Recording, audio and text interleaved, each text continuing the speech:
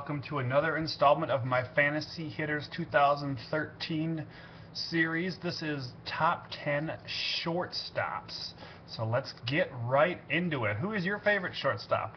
My number one this year is going to be Jose Reyes. Reyes just got done winning the WBC, and this guy can fly. I'm predicting he's going to steal about 40 bags. He always hovers around 300, and his power numbers have been up there recently. So 15 to 20 home runs is a definite possibility. Probably hit leadoff for this Toronto team. That means he's also going to score a lot of runs. This is a guy that you want, Jose Reyes. Take him before you take Troy Tulowitzki. So I got Tulo number 2. Tulo has been beat up the last 2 or 3 years. I think he's finally healthy, and I think he's going to come back and hit 30 home runs again. I don't think he's going to steal any bags this year. I just don't think that's in his cards, and I don't think Colorado wants to do that anyway. I think this is going to be not a very good team, so they're going to need all the home run power they get from him and Carlos Gonzalez.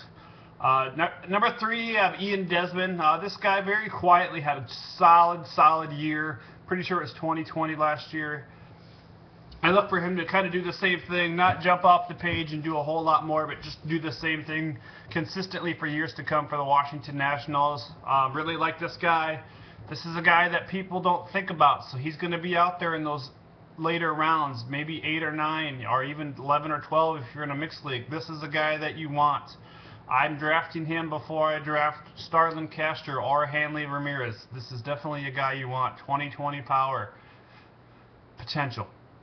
Starlin Castro, I have number 4. I think he's going to take a little bit of a power surge this year, and he also has 2020 potential. I think his home runs could get up there.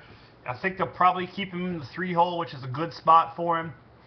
I think just as he gets older, those power numbers are going to come, and you're going to see a little bit of glimpses of that this year. Hanley Ramirez, I got number 5. Hanley's also going to be in my third base top 10. He has 30-30 potential. I more see him like a 30-20 guy. His batting average has struggled over the last couple years, and I think 260 is kind of a nice ceiling for him this year. But he does have the potential to get up there around 30 home runs, maybe steal 20 bags. It depends on what the Dodgers want him to do for him this year. Jimmy Rollins, I have number 6.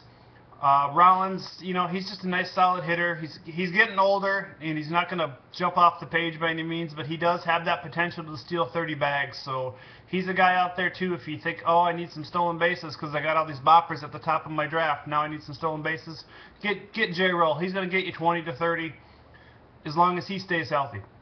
Number 7, I have Elvis Andrus. I think this guy is going to be auditioning all year long because Profar is going to probably take his spot next year unless they do something or move one of those guys to third base.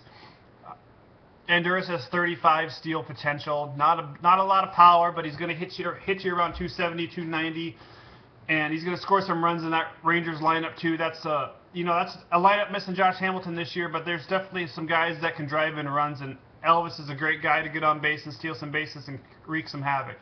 Number 8, I have Asdrubel Cabrera. Cabrera, everybody expected him to just explode last year and have that 30-30 season. He did not. Very modestly, I want to see him hit 20 home runs and maybe steal 10 to 12 bags.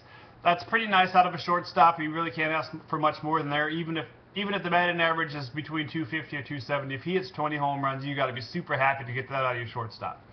Ben Zobrist, again, he's got the 20. He was in my second base top 10 as well. He's got 20 home run potential, steal you 10, 11 bags.